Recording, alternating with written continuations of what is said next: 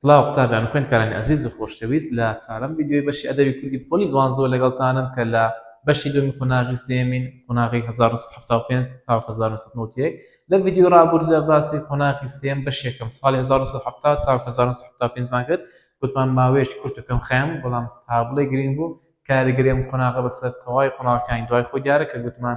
دیارترین سیمای قۆناغە سەر هەڵدانی گروپی ڕوانگە بوو لە ساڵی 1970 و پاشانیش گوتمان گۆڕانکاری لەم قۆناغە لە ڕووی ڕوخسار و ناوەڕۆکە بوو گوتمان پەیدابوونی دەنجی شاعیرانیش وەکو دیاجوان و شەونم بەرزنجی و ئەرخەوان و ئەوانە هەموو بە بریتیم لە تایبەتەکانی قۆناغی سێم بەشی یەکەم. ئێستاکانە دێین چی دەکەین؟ دێین باسی قۆناغی سێم بەشی دووەم دەکەین کە ساڵی 1991 دەگرێتەوە. لە ساڵی 1975 شۆڕش تووشی نسکۆ بوو. نسکۆ واتە شکست. ڕاستەوخۆ نسکۆی شۆڕش ڕاستەوخۆ کاردانی هەبوو بەسەرباری ڕووناکبیری کوردی بەگشتی و شیعر بە تایبەتی ئاگادار بە. لەگەڵ دەستپێکردنەوەی شۆڕش شیعر وەک چەکێکی کاریگەر گڕیسن لە وەزاری هاتبووە دەیگوت لە کام قۆناغدا لەگەڵ دەستپێکردنەوەی شۆڕش شیعر وەک چەکێکی کاریگەر گڕیسن قۆناغی 1975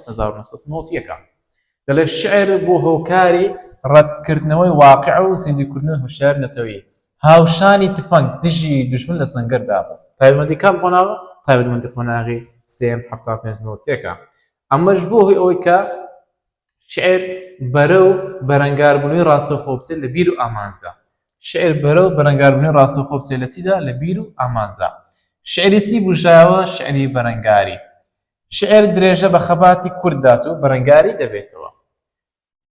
شعر واقعی ڕەت دەکردەوە نەفرەتی لە دوژمن دەکرد. باشە؟ واقعی دەگۆڕی و هەوڵیدا سەر لە نوێ کۆمەڵگایەکی کوردی شۆڕژێر بنیاد بنێتەوە. شعری بەرەنگاری چییە؟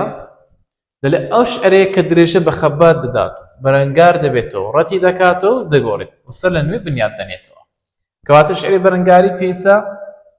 پێنج خاڵ تێدا یەکەمیان کە درێژە بە خەبات بدات، دووەمیان بەرەنگاری دوژمن بێتەوە، سێمینیان ڕەتی دەکاتەوە و هەروەها واقع دەگۆڕێت و پاشان دەکاتن پاشان سەر لە نوێ بنیاتی دەنێتەوە. دەڵێ لەم قۆناغەدا ئەو شاعیرانی دەیانووسی سێ زۆر واتە سێ زۆری شاعیرمان هەبوو کە لەم قۆناغە شیعریان دەنووسی. سێ زۆرەکە چییە؟ یەکەم زۆر دەڵێ ئەو شاعیرانی ڕاستەوخۆ بەشداری شۆڕش بوون. چەند شاعیرێکمان هەبوو کە ڕاستەوخۆ لە ناو شۆڕشدا بوون شیعریان دەنووسی. دووەمینیان ئەو شاعیرانی لە ناوی کوردستان بوون بەڵام ناڕازی بوون لە دوژمن. واتە چی بوون؟ واتە لە ناو کوردستان بەڵام لە دوژمن ڕازی نەبوون. بەشێکی دیکە شاعیران ئەو شاعیرانە لە دەرەوەی کوردستان دەژیان. واتە چەند شاعیرێکمان هەبوو لە دەرەوەی کوردستان دەژیان بەڵام شیعریان لە بۆ ئەم قۆناغە نووسیوە. پاشان چمان هەیە؟ دوو دەستە شاعیر ئاگادار بە. دەکرێت لێرە پرسیارێکمان لە بۆ دروست بێتن بڵێ لە قۆناغی سێم 75 چەند زۆر و چەند دەستە شاعیرمان هەبوو؟ دەڵێ سێ زۆر شاعیر و دوو دەستەمان هەبوو. تەماشایکە. سێ زۆر شاعیر لەگەڵ چی؟ لەگەڵ دوو دەستە شاعیر. سێ زۆر و دوو دەستەکە دەوی لێکستا کەینەوە. دەڵێش ئەو شاعیران دوو دەستە شاعیرەکە چێ بوون؟ دەڵێ شاعیرانی دەنجی دیاری ماوەیان 75 بوون. باشە واتە لە قۆناغی 75 ما بوو. لەوانە چێ بوون؟ لەوانە شێرکۆ بێکەس، عەبدوڵڵا پەشێو، لەتیف ئەڵمەد، دڵشاد مەریوانی، عەبدوڕەحمان مزوری. کەواتە پێنج شاعیرمان هەیە کە لە قۆناغی 75 دەنجی دیار بوون وەلەو قۆناغشدا بەردەوامەکە قۆناغی 75 پاشان دەڵێ دەستێکی دیکەمان هەیە لە ساڵی 1975 بوونە دەنجی دیار واتە لەو قۆناغا ناوبانگەچیان پێیا کرد. لەوانە چێ بوو؟ ئەنوەر مەسیفی، جەمیل ڕەنجبەر، جەوهەر کرمانج، نەوزاد ڕەفعەت، مؤەیەد تەبیب. پاشان خاڵێکی زۆر گرنگمان هەیە دەڵێ شعری بەرەنگاری دەبێتە هۆکارێک بۆ شکاندنی چی؟ بۆ شکاندنی ترسی دوژمن و بەرزکردنەوەی ورەی کورد بەرامبەر بە دوژمن و بەخشین یا ئومێدی سەرکەوتن بە خەڵکی. دواتر شعر توانی وەک هۆکارێکی بەهێزی ڕووناکبیری بەشداری کارە لە بستنەوەی ڕزگاری خوازی گەلی کورد و هاوکاری پێشمەرگە بێتن. شعرێکمان هەیە بەنای چی؟ بەنای شعری خۆمن چەمەزستانی. سەوزە کەواتە ئەوە ناوی بەرهەمە،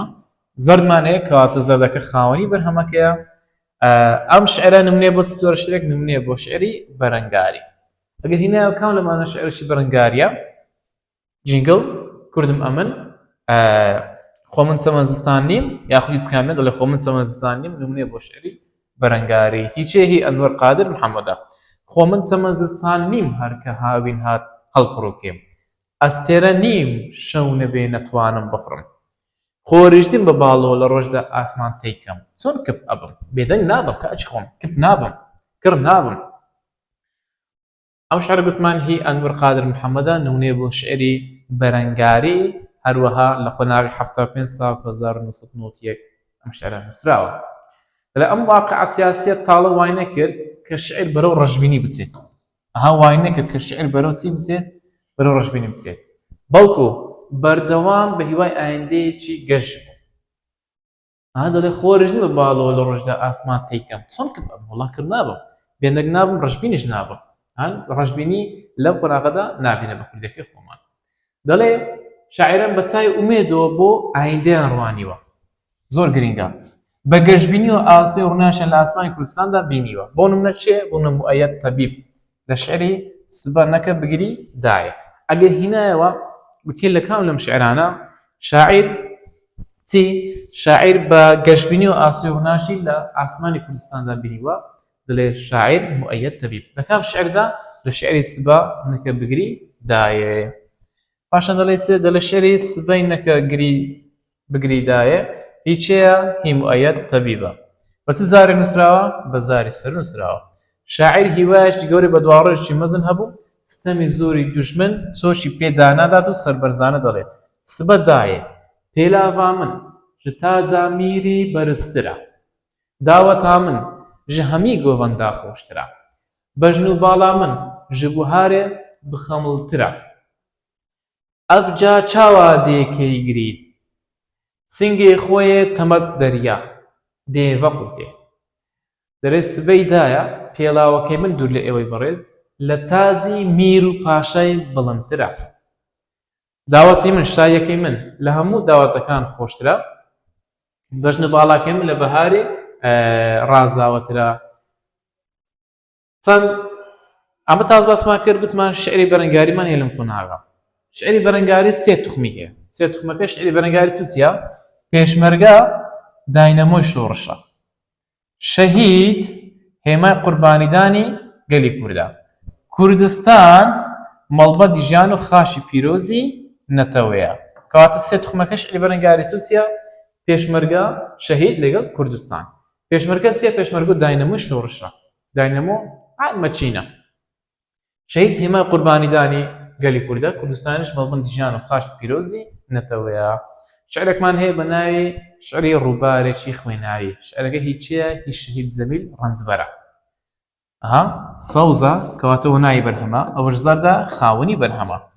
کە لەم ڕۆژگارەدا خۆی پێشمەرگە و شۆڕژێر بووە بەنووکی خامە لە مەیدانی بەرەنگاری دەنووسێت و بە ورێکی بەرز و بەگەشتبینیەوە دەڵێت کەواتە ئەم شعرەش شعرێکی بەرەنگاریە ئاگادار بە